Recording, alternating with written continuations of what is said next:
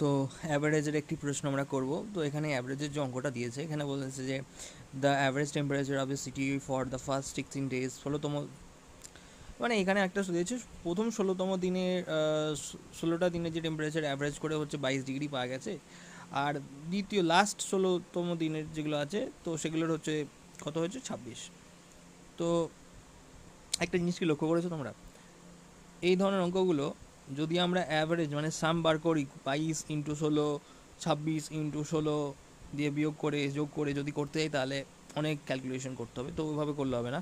তো এখানে সিম্পল একটা জিনিস যদি অবজার্ভ করো দেখতে পাবে কি 16তম দিন প্রথম, ফার্স্ট 16th, আর লাস্ট 16th, এর কত টেম্পারেচার 22, এর কত টেম্পারেচার, এর হচ্ছে আছে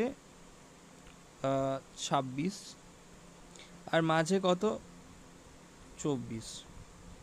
তাহলে এখানে গ্যাপ কত, এটার গ্যাপ হচ্ছে কত 2, এই গ্যাপ কত 2, তাহলে এদের ডিফারেন্স কত 0, এদের ডিফারেন্স কত 0। তাহলে এইটাই হবে মধ্যবর্তী, অর্থাৎ এটাই হবে 16তম দিনের অর্থাৎ 16তম দিনের টেম্পারেচার। তো what is the temperature on the 16th day, that is 24। So this is the answer. ঠিক আছে।